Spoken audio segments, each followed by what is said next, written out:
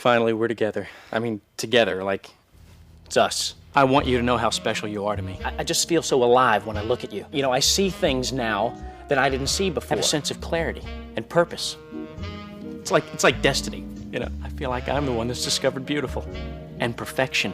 I want to climb to the top of Everest and say, I know what beauty is! I am in love with a Vizio! Vizio.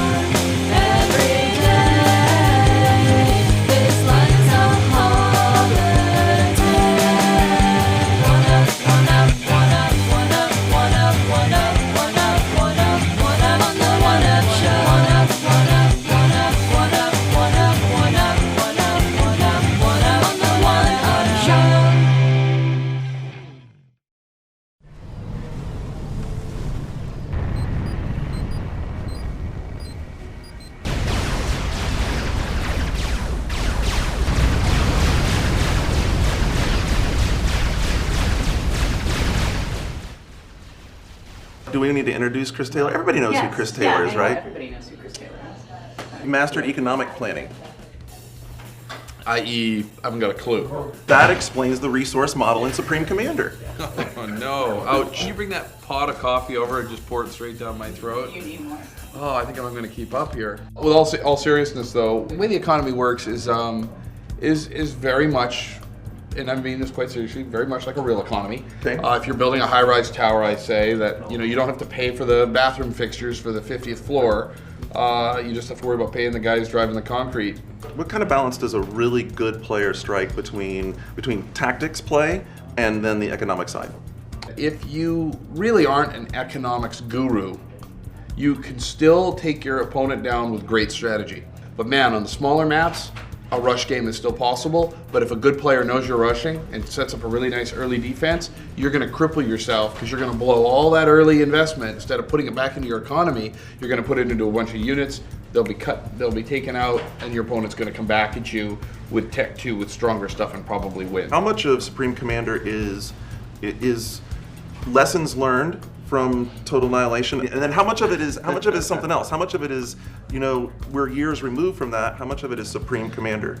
The sad reality is I never made any notes. All I did was Screw it, we don't need notes. A lot of the things that I thought were going to be big actually didn't turn out to be that important. The things like the strategic zoom really had the biggest impact, and it's something that I came up with just as the project started, and it's turned out to be one of the greatest things about the game. But as far as the relationship to Total Annihilation, it's just about, to me, just about packing a game full of all the latest ideas and latest thinking about what would make a game more strategic and more dramatic and more fun and more entertaining than what we could do 10 years ago, quite honestly.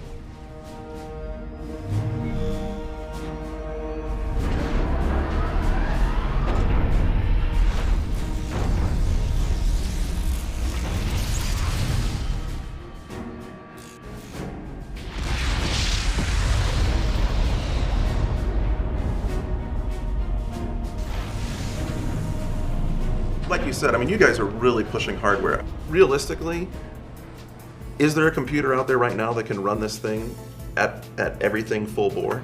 Absolutely. I mean, if you've got a dual core box with 2 gigs of RAM and a reasonably decent video card, you're fine. It's not a video card bound game. It's a CPU bound game, which means you do want a lot of power. Okay. But the fact is, you really don't start to run into that until you get into the big intense battles. I mean, if you play on the smaller maps, if you play against, say, one other person, you're gonna be okay. But boy, when you get into those big games, 4, 6 players, yeah, you're gonna need at least a dual core to get through some of that. You know, I mean, I think that you touched on it right at the beginning of this conversation, how important it was to have the mouse wheel where you can roll all the way out to a strategic view and roll right back in. It takes a little while to get accustomed to that. I mean, we've all learned how to click in a mini map and reposition the map, whereas with this game, you just roll out, reposition, and roll back in. Yeah. It's learning tricks like that. It's learning how to open the multiple windows that I think keeps up with it. So Oh, that's I why I see. was saying that's a lot to keep up with. Oh, I see what you're saying. Yeah, absolutely. We give great tools to do that. We've got some canonic overlays, some ranges. So we've got a lot of tools that they can use to get their head around it. It's a strategy game that takes strategy to that next level, and it gives people something to really sink their teeth into who love it. You know, and the cool thing about Supreme Commander is, let's say that's not for all what I just described isn't for you. You don't want to split your screen and do this and have dual monitor. You play on the smaller maps. The game scales right back down to what you remember as being kind of an RTS that you can wrap your head around. So the game effectively scales map size as a control mechanism to what you want to do. Hopefully, you're gonna be playing online. Absolutely, absolutely. Yeah, actually, I go by my old handle, Dr. Death. What's the Chris Taylor faction? You know, I move around.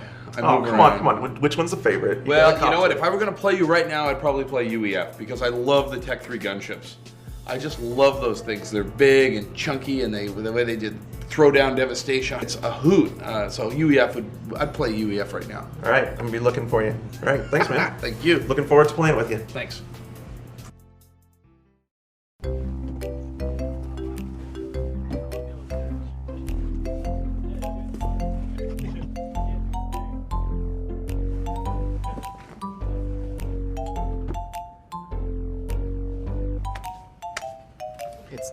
That's it. No one's getting through. Dude! Fuck!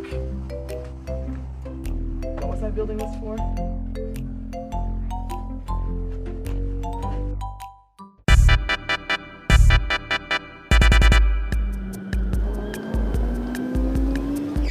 Whoa!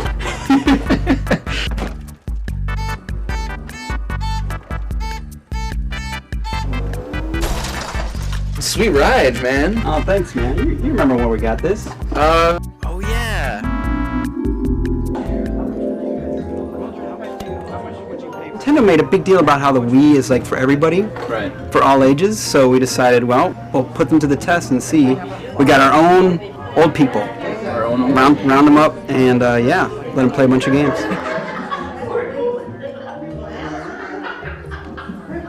We started out with the obvious stuff, like we did Wii bowling, Right. and Wii tennis. Right. All the Wii Sports. Yeah. Yeah, all the Wii Sports games. And then we moved it up. We stepped it up a bit. Did Excite Truck. Well, I think we stepped it up when we did Wii Boxing. Oh yeah. That was the most awesome part.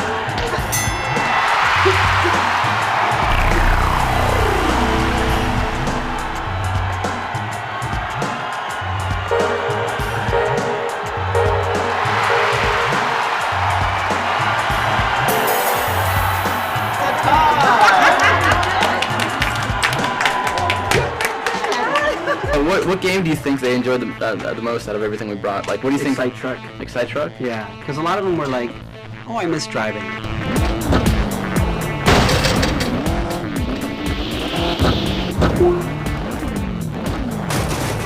Oh, I miss driving. You're better driver than I am. You know that?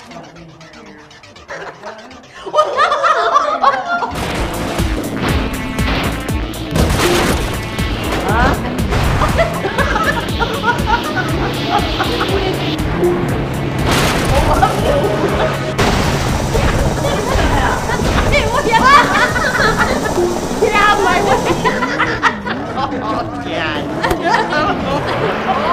Oh, I'm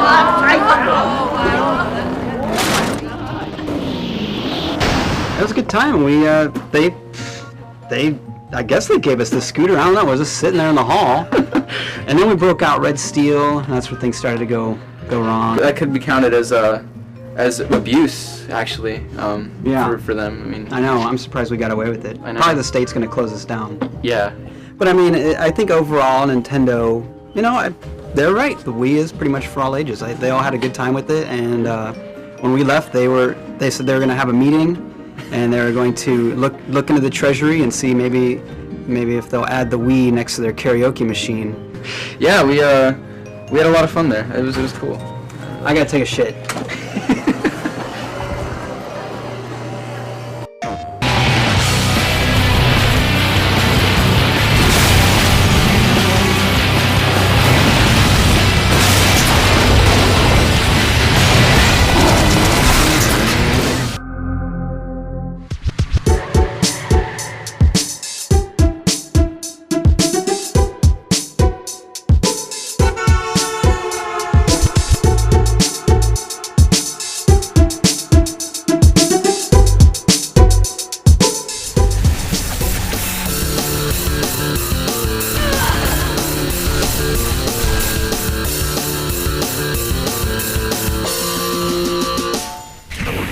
Onslaught going away, Assault going away, but are they really going away? What's happening? What's happening with those? How's single player going to work? So really, our new Warfare game type really has all the cool elements of Onslaught and Assault.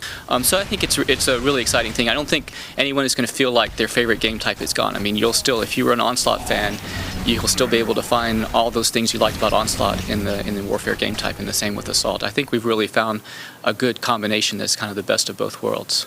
What's the chances of there being co-op for Unreal? Oh, we'll absolutely have co-op in our campaign. I mean, I think we'll have co-op in two different ways. You'll be able to play through the single-player campaign in co-op, and probably in some of the matches you'll have bot teammates to fill out your team on some of the larger matches. But 4-player was the right sweet spot in terms of being able to play it for all the different scale kind of missions that you're going to have in the single-player campaign. And I think 4-player is going to be, that's going to be a lot of fun.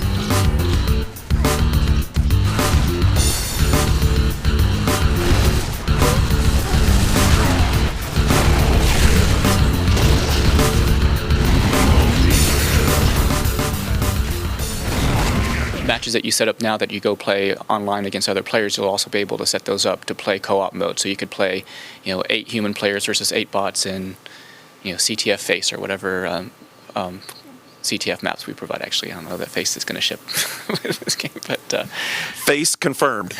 Examples. We still have a lot of work to do on the bots, but they're already significantly better than they were in Unreal Tournament 2004.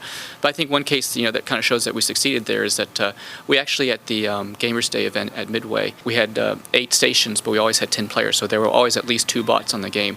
And there's a bunch of reports saying, oh, we didn't get to see bots yet. So as far as those people are concerned, they never realized that they were playing against bots. Hold on, but wait, what was the name of that thing? There's an official name, the Dark Walker. Oh God. What did you do with the Dark Walker? It's hard to say. I mean, Epic obviously knows how to balance their games. They've been doing it a long time. But in an environment like this, where you've got just a bunch of people that, who knows how many people here really seriously play these games. I'm calling you guys out. I just took the Dark Walker and walk it right up to their base and spawn camp, base raid. Sit there, and every time someone comes out the front door, where their flag room's at, just blow them away over and over again. And I did it like just dozens of them. And I thought about doing that myself too, but I didn't want to be the jerk, but clearly you wanted to.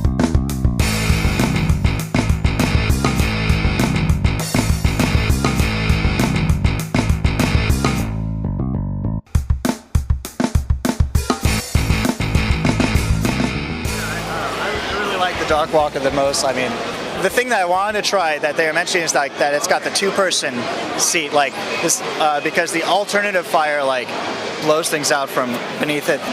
Would almost make it like an unstoppable vehicle at that point. I mean, if you get 2 people in that thing. For me, a lot of the part that I enjoyed the most about Unreal was man-on-man combat, you know, with weapons, and I enjoyed what the vehicles brought to the equation, but at the same time, they kind of distracted me a little bit, I think, from some of that in-your-face. First of all, we still have what we call classic deathmatch and CTF levels that feels very much, you know, they're tight interior spaces, that in-your-face, close combat between players. So we feel like we've got a lot of those kinds of levels that offer that. And then also, even within the warfare mode, there are some levels that don't have vehicles, or there are also a lot of levels where there's a combination of big open terrain areas where you're going to, you know, do a lot of your fighting with vehicles, and also small bases where that vehicles can get into that then you have to dismount and go in and fight on foot. You can see other things that show me that they are considering that sort of thing. Is that, did you notice all the paths that were infantry only, where you couldn't get a vehicle into it larger than like a hover bike? There's an area with the like the water mill or whatever, like you could walk into. Yeah. It's like a cave and a water mill, and it was like you can't, even though you can duck down in the walker, you couldn't get them inside those things. So that's cool. At least, I mean, create places where you can escape. You're not just sitting in the middle of a battlefield running away from like the god weapon over and over again. From the dark depths of space, the Necrus armies attacked the Tyrannian mining colonies. The Tricasts called it a corporate skirmish, but you lost everything. Your family, your friends, your entire clan. Now you're fighting for all you have left. Revenge. From Epic Games, the studio that brought you Gears of War, Unreal Tournament 3. Everyone is in love with Gears right now. It's a very hot property. How much crossover influence is there between Gears and Unreal? We don't really have an identity crisis between those two titles. I mean, the art styles are extremely different. Obviously, Gears has this very gritty, desaturated look to it, whereas Unreal Tournament is very colorful and bright. And not wholly different. Come on, they're very similar. They're very similar in the architecture styles, in the armor styles, in the Really? You think so? Yeah. I don't see it. You know, I really don't, actually. And I think people that play UT aren't going to get the mistaken identity that they're playing Gears. I mean, you know, even if you think there are artistic similarities, which I kind of dispute that, one's going 40 miles an hour, one's going 4 miles an hour. They're just totally different speed of game. One's got a maximum of 8 users, and the other, we don't even know what the maximum is yet. So, I mean, to me, that's a different style of game, right? I mean, Gears is about being up close in your face, and UT is about flying, driving, swimming, shooting, hoverboarding. I mean, it's a much more a high-speed kind of thrill ride than Gears is. Gears is more get up there and beat the hell out of the guy. There's probably a whole legion of people out there who never heard of Unreal, that are Gears fans, and that, it uses the Unreal Engine, and they maybe, until we started the publicity for UT3, maybe didn't really associate the two together because it wasn't in their sphere of influence. They may be console users, and so they don't care or listen to games that are out on PC. So I think, that's up for history to decide which, how Epic is known. We want to make every game great, so we're known for making great games, but at the same time, I don't think there's all that many fans out there. When you start getting up into the millions in sales, Microsoft is, told me the other day, we had a bit of a dispute over this, and they're like, people barely know who makes any of these games. They just know the game, and they just know that it's on Xbox. And that's probably true. There's probably a lot of people like that. So history will decide, what we're remembered for. Yeah. Hopefully it'll be everything we do.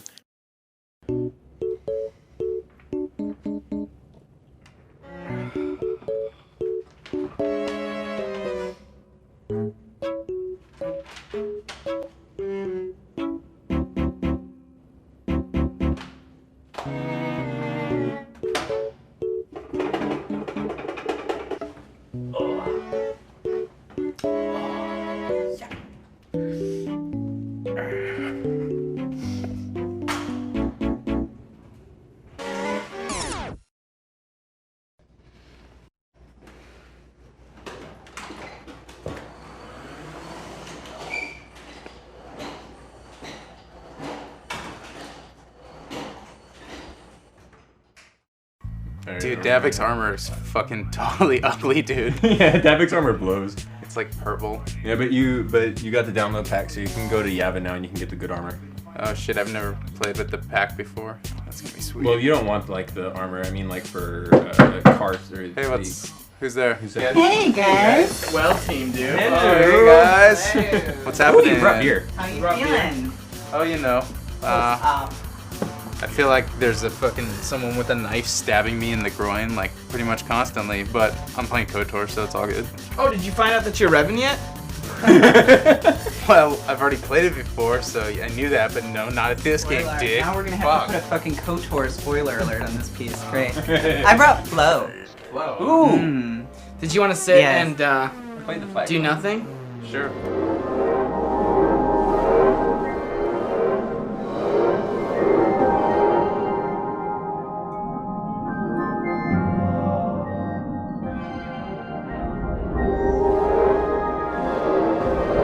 Oh, I'm orange. Don't come near me. What I'll do you- eat you. What do you do in this game? You eat things. You eat things. Okay, so you're like the single-celled organism when you start, right? And then you start eating things. And the more you eat things, the bigger you get. Okay. Right? Right. And then the more you eat things, the bigger you get. See, I'm orange right now, so Yeah. that means I can eat you. Don't And eat then me. we just ate him. Oh yeah. See, like right now we're just the little mouths. We're like hum hum hum hum. Sure.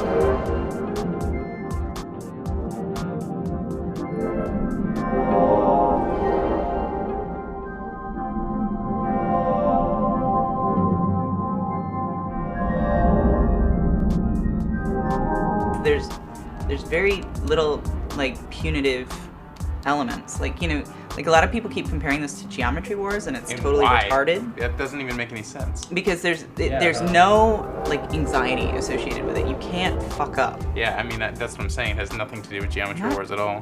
I feel like look at how big this thing is. Oh fuck, eat it. Oh fuck. Oh dip dip.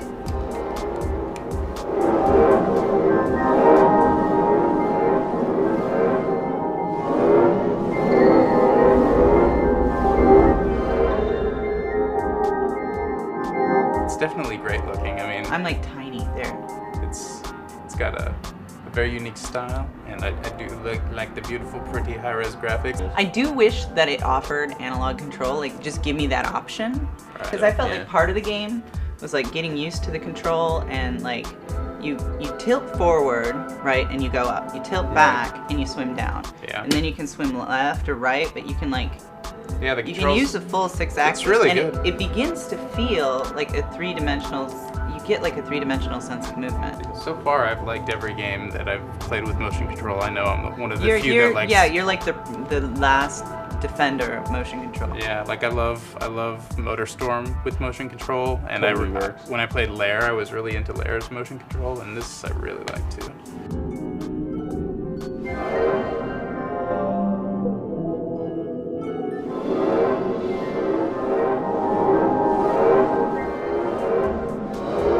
And then each creature moves differently, and they each have these different attacks. Like this particular creature, like when you press the button, and Zoom attack. he does this like locked on zoom attack.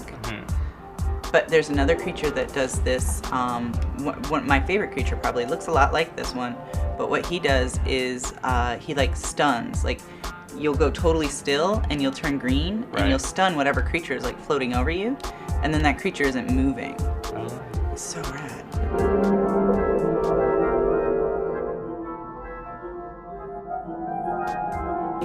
Eating things gives you health. Right. And then you get bigger with these like three-legged doodobbies, three-legged eyes, curly Q eyes. So those things, because that's one thing I haven't figured out is like the different things that you eat, like what they do. So there's parts that build onto you and parts that give you health, or do they all do kind of the same thing? There's like really not. like the way I figured it out is like the three-legged doojobbies, and this could be wrong. They help you build on, and then you fill them up and make them. They go from like clear to opaque if you eat things. Okay. Does that make sense to you? Yeah. Does that seem like what's going on? Like the only instructions when this game starts is like, ask a friend to play, hit start, you know, Yeah, and that's what's so go good about tilt the controller to move, and that's like, it's like part of the game.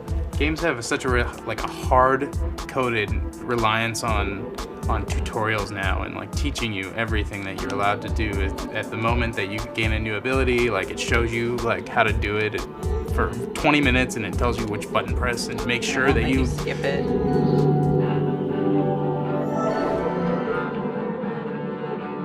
It's really clever. I mean, Dude, it's not really clever though. It's Pac-Man without the constraints of a level in a character that evolves based on what you're eating. Like you're overthinking this game. That's just it's not. I'll tell you why. Screensaver. I'll tell you why it's not Pac-Man. It's not Pac-Man because there is no score. There is no points. There's no stage. Punitive quality. There's no point where you're stressing out because, oh shit, I need a power pellet because a ghost is right on my ass. Right. It's not. There's games stress you out. Like you get stressed.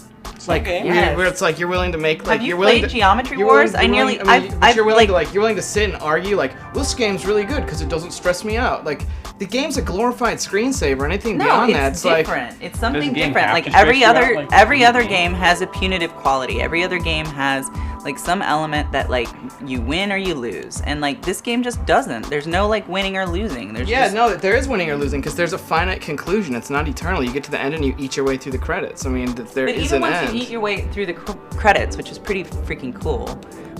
Even once you do that, you can go back to any form that you've been and swim around again. And each time you do, depending on like what you eat and what order you go in and how bad you get hurt and what happens, like your form changes. You look different. Like I did not look like this last time. I looked slightly different.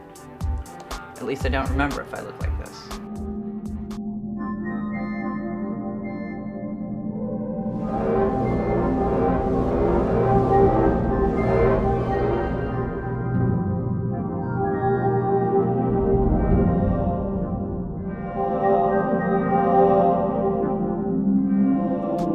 It's like you just play it. You could play it for 5 minutes and be like, oh, this is cool, or this is dumb. It's whatever. And it's certainly not for everybody, but I mean, I do tend to think that like it was just the right price at free, and it's probably a little too much at $8. I mean, I would pay like $5 for this and be perfectly happy because, I mean, if you do have a high def television, if you do have a sweet system with like Dolby 5.1 surround sound or it fucking supports THX. The sound like helps this in this so much. Oh yeah, and this game would be awesome for showing off your system, And anybody could pick this up and do this and feel like they were winning because, you are. Because it's not about winning or losing in this game. No. It's just about fucking around. But, that's why I think a lot of people won't be getting into it. It's not terrible, but it's not good either, and it's not worth $8 under any possibility or scope of the imagination. It's really? Not worth $8, no.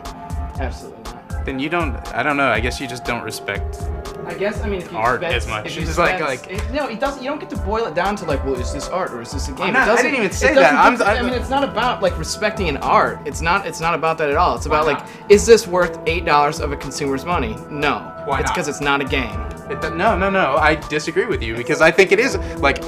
I could spend 2 hours with this, and then I paid the same amount that I paid to go see a movie, and it fucked around for 2 hours, and the movie cost me $10, this cost me $8. Plus, I can play it whenever I want, I can show it off to my friends whenever I want, it's not a one-time, like, service charge to get in. Like, I get it, it's mine, and then I can use it whenever I want. If the value proposition's right for you, then buy it. It's not for me, I wouldn't spend money on it. Right, but you just made a fucking blatant statement about how it's not worth it for anyone, not just for you. It's not worth $8. This is not what you should be getting from $8. This is not what you should spend $8 on. It's $8 for gestural controls. That's the thing. I'd rather have this for $8 than like the majority of Wii games.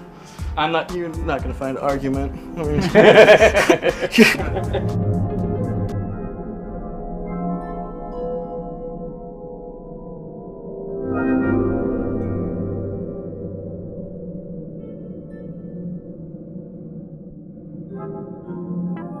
So did my Rascal come yet?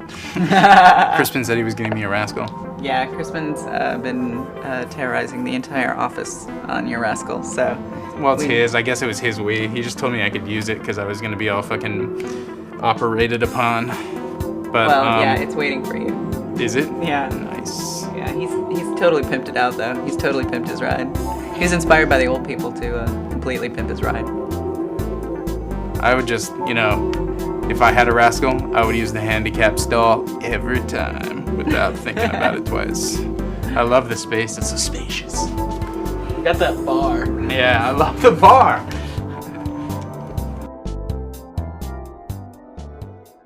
Where